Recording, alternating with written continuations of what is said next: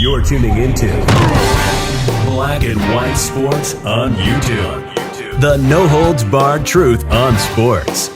The main event starts now. I am back, Rodrance, for Black and White Sports. Well, we're going to talk about tennis player Sloane Stephens, who has come out and made some comments that seem to be rather puzzling, especially in light of the fact that, well, in standard operating procedure these days, there's no examples given. And what I'm talking about is the virtue signal of racism. I am dealing with racism when it comes to being a professional tennis player, and then cites no examples whatsoever. Now, you know, in this day and time, excuse us if we become very skeptical, but because when you look at a case like Colin Kaepernick, he said, I'm the victim of racism, and immediately started building a brand off of it and cashing checks.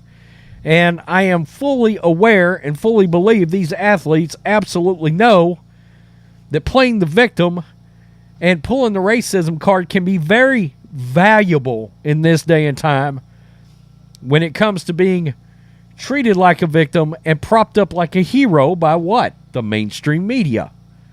And so here we are, Sloane Stephens saying racism has only gotten worse. Again, we have no examples here whatsoever. And it's funny how this works. We were just talking about this earlier today. Even in entertainment, you take a property like Obi-Wan Kenobi from Lucasfilm. There was a black character in there. And the moment that everybody realized the character was an extremely poorly written character, it was a character that was obviously forced into the storyline for the sake of virtue signaling and inclusion and diversity. And because that character was poorly written, when the fans started talking about said character being a poorly written character and the fact that the character offered really nothing to the storyline except to sideline a straight white male in Obi-Wan, well, guess what? Everybody started crying racism. Oh, it's got to do with racism. It's got nothing to do with the story.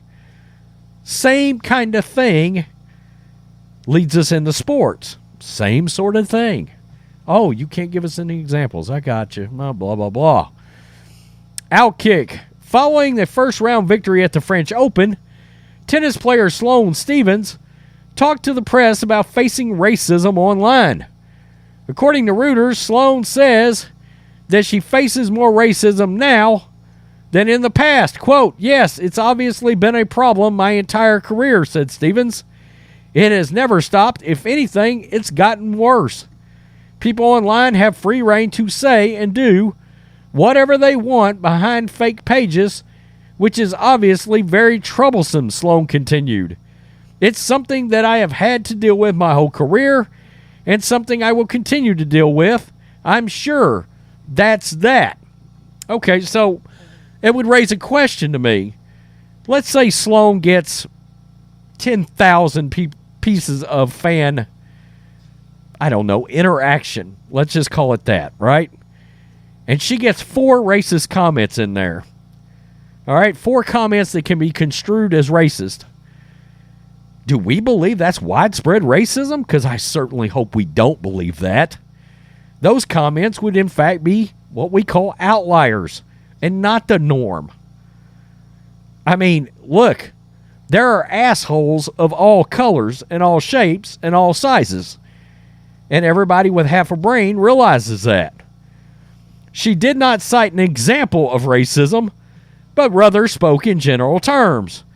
Apparently, there's a software available at the French Open to help deal with these issues. According to The Independent, the software provided by organizers for the first time is able to identify and remove racist and other forms of hate speech, and the French Tennis Federation has made it available to all players at the tournament. Quote, using artificial intelligence, the software filters out abusive comments on social media platforms such as Twitter, Instagram, and TikTok. Stephens said she is aware of the software. Quote, I did hear about the software, but I have not used it. Question is, why not? If racism's so bad, why isn't this at work by you and any other athlete of color right now. I have a lot of obviously keywords banned on Instagram and all these things, but that doesn't stop someone from just typing in an asterisk or typing in a different way, which obviously software most of the time doesn't catch. Without examples, it's difficult to know what Sloane is referencing. The Reuters article, which is a wire report being used on ESPN.com, The Guardian, The Independent, and among others, cites recent examples of racism in the sports world. The interesting part, and this is extremely interesting, neither of the examples took place in the United States. Funny. Interesting. Quote, professional athletes in all sports are regularly confronted with racist comments and behavior, with Real Madrid soccer player Vinicius Jr. the most notable recent case.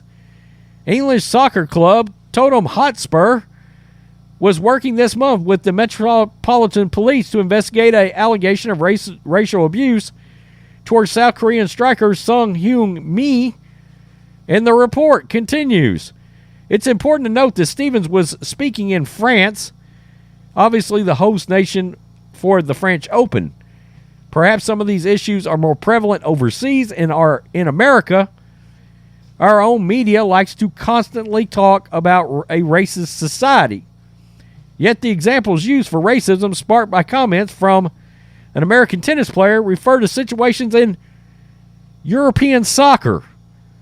Interesting. So where are the examples out of tennis? Question mark. Where are the examples from the United States? Double question mark. Maybe it can serve as a reminder on Memorial Day that America might not be the racist, sexist, homophobic hellhole that some believe it to be. There are always going to be bad people who do bad things and say horrible things, absolutely, and exist all over the globe. But continuing to stroke racial division is not productive. Quite the opposite. It's extremely counterproductive. Well, this is what's happened. There's been so much virtue signaling and brand building around the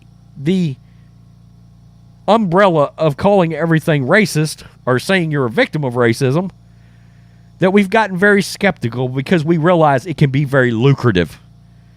And also, at some point, it starts becoming akin to crying wolf. I mean, let's just be real here. We have been fully aware, and we can, like I said earlier, we can credit Colin Kaepernick for that.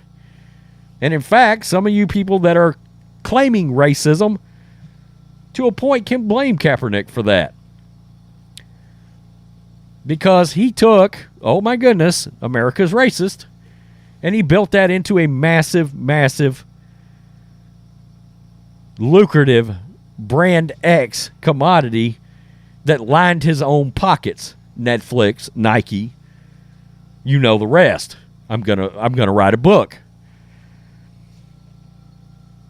Again, we've got no examples here whatsoever given specifically, but mind you, keep in mind, Bubba Wallace, garage pool noose hoax.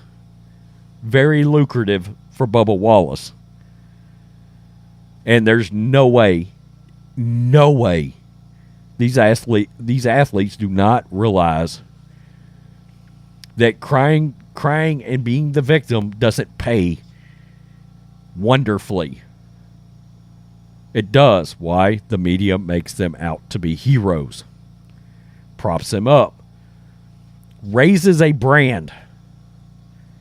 Right. Tell me what you think, black and white sports supporters. Do you believe there's a massive influx of racism towards Sloane Stephens? There may be, but, bring receipts next time. Peace. I'm out. Till next time. Thanks for watching the show. Be sure to like, comment, and subscribe. Be sure to tune in next time on Black and White Sports.